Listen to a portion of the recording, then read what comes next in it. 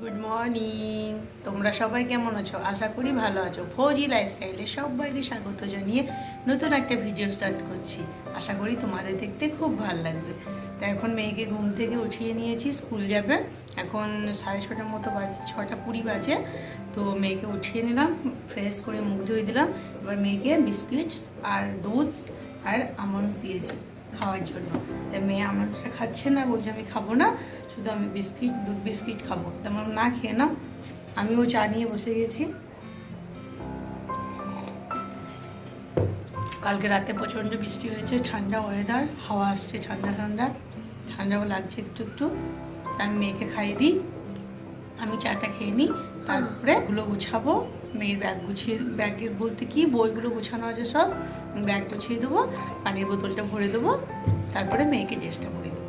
তা আমি কাজগুলো মেয়েকে প্রথমে খাইয়ে দিই, তারপরে এক এক করে সবগুলো করে নিই, তারপরে মেয়েকে বাসে দিয়ে আসবো। সবটা আধা ঘন্টার মধ্যে সব কিছু কমপ্লিট করতে হবে। আজকে মেয়ে টিফিনে দিয়েছি চিড়ের পোলাও বানিয়ে দিয়েছি একটু, আর কলা দিয়েছি, কেন মেয়ের ফেভারিট ফ্রুট কলা, ম্যাঙ্গো, আপেল এসব। সেই জন্য আমি চেষ্টা করি যে ওর টিফিনে সবসময়তে ওর পছন্দ মতো খাবার রাখতে, তাহলে ও পুরোটা ফিনিশ করে আসবে। তা আমি এখন ওর টিফিনটা প্যাক করে দিচ্ছি। আর দেখো আমন্ডসটা এখনও খাইনি, বলছে আমাকে ভালো লাগছে না, বাপি এলে বাপিকে দিয়ে দেবো। তুমি একটা খাও না বেটা, একটা খাও, একটা খাও, গুড। এরপরে আমি মেয়েকে ড্রেসটা পরিয়ে দিই। টাইম হয়ে গিয়েছে, 40 হয়ে গেল। মেয়ের খাওয়া কমপ্লিট হয়ে গেল। এরপরে আমি মেয়ের চুলটাকে বেঁধে দিচ্ছি। তো আজকে দুই দিকে চুতি করে দেবো, সেই জন্য চুলটাকে হাফ হাফ করে নিয়ে বেঁধে দিচ্ছি ভালো করে। তা মেয়েকে সকাল সকাল চুল বাঁধলে বড় বড় হয়ে গেছে, একটু ব্যথা পায়, সেই জন্য একটা করে আহ করে কান্না করে। তারপরে দেখো চুল বাঁধা হয়ে গেল। এরপরে ক্রিমটাকে আমি ভালোভাবে কেননা এখানে এখনও ঠান্ডা আছে, ক্রিম লাগাতেই হবে, এখন পাউডার লাগানোর কোনো প্রয়োজনই নেই। এরপরে আজকে হচ্ছে আর্থ ডে, মেয়ের স্কুলে স্টুডেন্টদেরকে একটা করে গাছ নিয়ে যেতে হবে। আমি আমার বাগান থেকে একটা গাঁদা ফুলে দিলাম, মেয়েটাকে একটা টিউবওয়েল লাগিয়ে দিলাম, আর ওর নাম আর চারাটার নাম লিখিয়ে দিলাম। এটাও স্কুল নিয়ে যাবে। এখন মেয়েকে বাসে তুলে দেওয়ার জন্য চলে এসেছি আমি, এখন যাচ্ছে। আর দেখো হালকা সকালে হালকা রৌদ্র উঠেছে, আর ঘাসগুলো কত সুন্দর লাগছে দেখে। এদিকে মেয়ের বাসও চলে এসছে, মেয়েকে আমি বাসে উঠিয়ে দিই। ওকে আজকে সিটে বসিয়ে দিলাম এবং গাছটাও ওর সিটের সাইডে রেখে দিলাম। এইমাত্র বাড়ি ঢুকলাম, তো এখন কী করব, বাকি কাজগুলো করব, কাপড় ধোবো, ঝাড়ু পোছা। হাজব্যান্ড এখনও আসেনি, আজকে এখন অফিসেই আছে, জরুরি কাজের জন্য রাতে যেতে হয়েছিল, এখন আসে না। তো যখন আসবে তখন আমি আজকে সেরকম কিছু বানাইনি, হালকা ব্রেকফাস্ট বানিয়েছি, চিড়ের পোলাও, ওটাই দিয়ে দেবো। তা আমি পুরো বাড়ির কাজকর্মগুলো সেরে নিলাম, পোছা, ঝাড়ু, বিছানা ঝাড়া, বিছানা গোছানো সব কিছু কমপ্লিট করে স্নান করে এলাম, কেননা শরীরটা আজকে একটু খারাপ করছে, সেই জন্য স্নান করে নিলাম তাড়াতাড়ি। স্নান করলে একটা ফ্রেশ ভাব আসে। তো আমি স্নান করে ব্রেকফাস্টটা নিয়ে এলাম, একটু ডিম সেদ্ধ করেছিলাম আর চিড়ের পোলাও বানিয়েছিলাম। ডিম সেদ্ধ তো লাস্টেই বানিয়েছিলাম, আমি যখন কাজগুলো করছিলাম তখন ভাবলাম অনেকগুলো ডিম জমে আছে, না খেলে নষ্ট হয়ে যাবে গরমে, সেই জন্য সেদ্ধ করেছিলাম। তো এখন আমরা ব্রেকফাস্ট করে নিচ্ছি। এখন দেখো ক্লাসে চলে এসেছি, প্রচণ্ড গরম, দেখো রোদের তেজ, এখন 10টা বাজে। এখানে তো রোদের টেম্পার অনেকটাই কম, টেম্পারেচার এখন মোটামুটি 35 ডিগ্রি মতো, আমাদের বাঙ্গালে তো আরও বেশি। তো চলো ক্লাসে যাই, 10টা বেজে গেছে, 10টা 5 হয়ে গেছে, আমার 5 মিনিট লেট হয়ে গেল আজকে। এখন ক্লাসে যাই। তো এখন আমার মেয়ে আর আমি দুজনে চলে এলাম ক্লাস থেকে, মেয়ে স্কুল থেকে। তো এখন আমরা ভাতটা বসিয়ে দিলাম তাড়াতাড়ি, কেননা ভাতটা হতে টাইম লাগবে না, সেই জন্য আমাদের ড্রেসগুলো চেঞ্জ করা হবে, ফ্রেশ হবো, ওইদিকে ভাতটা হয়ে যাবে, তখন আমরা মা মেয়েতে খেয়ে নেবো, তাই না? তখন আমার বেটা ড্রেসটা চেঞ্জ করে দিই, আমি ড্রেসটা চেঞ্জ করে নিয়ে আমার বেটাকে স্নান করে দিই, তারপরে সব কিছু করবো। তখন তোমাদের সঙ্গে আবার পরে কথা বলছি। এখন মেয়েকে দেখো স্নান করে দিয়েছি, মেয়ে স্নান হয়ে গেল, একটা টিপ পরিয়ে দিলাম।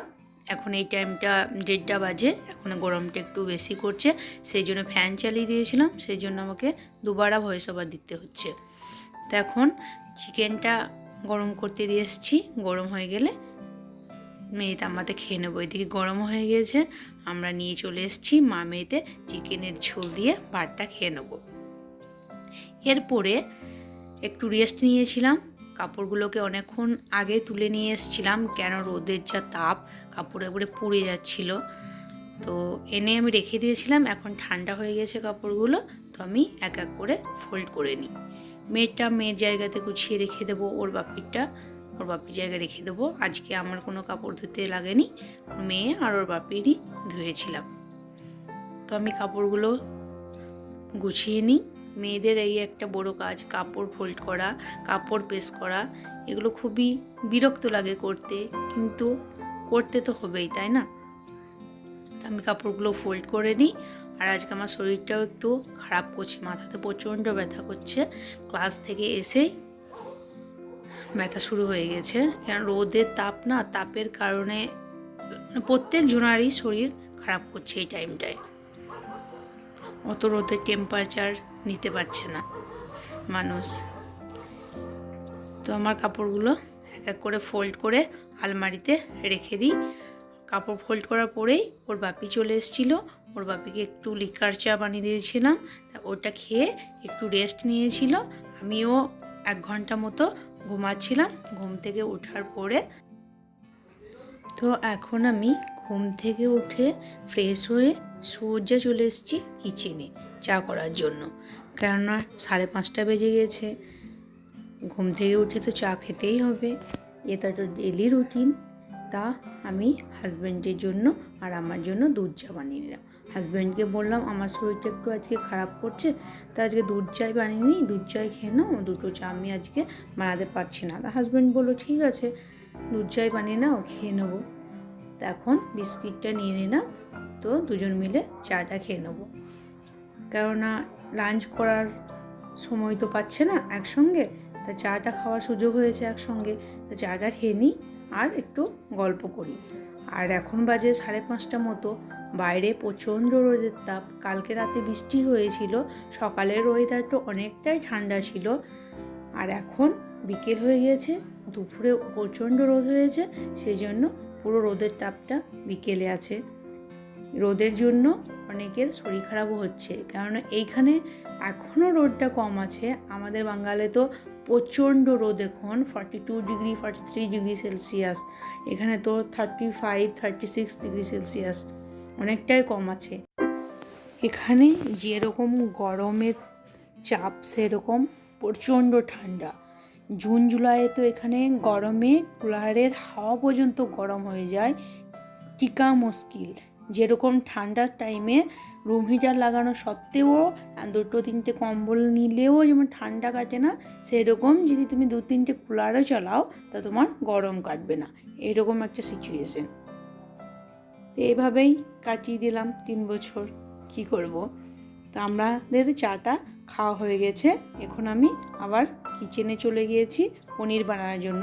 কেন ফ্রিজে দেখলাম 3 প্যাকেট দুধ জমে গিয়েছে, তা কী করব, গরমে দুধ কেউ খাচ্ছে না, সেই জন্য ভাবলাম পনির করে নিই, কালকে সবজি বানাবো। এদিকে মেয়েও ঘুম থেকে উঠে গিয়েছে, মেয়েকে মুখ ধুয়ে দিলাম, কাপড় পরিয়ে দিলাম। মেয়ে বলছে মা আমি ম্যাগি খাবো, সেই জন্য মেয়েকে আমি ম্যাগি করে দিলাম। এখন মেয়ে ম্যাগিটা খেয়ে নে, তারপরে আমি যে কাজগুলো পেন্ডিংয়ে আছে সেগুলো আমি এক এক করে করব। মেয়েকে ম্যাগি খাইয়ে আমি গাছে পানি লাগাবো প্রথম।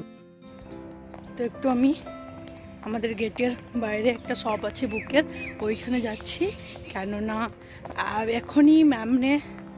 এখনই ম্যাম মেসেজ দিয়েছে যে কালকে বাচ্চার ব্যাগে যেন স্ক্রাব বুক দেওয়া হয়, তো স্ক্রাব বুক নেওয়ার জন্যই যাচ্ছি।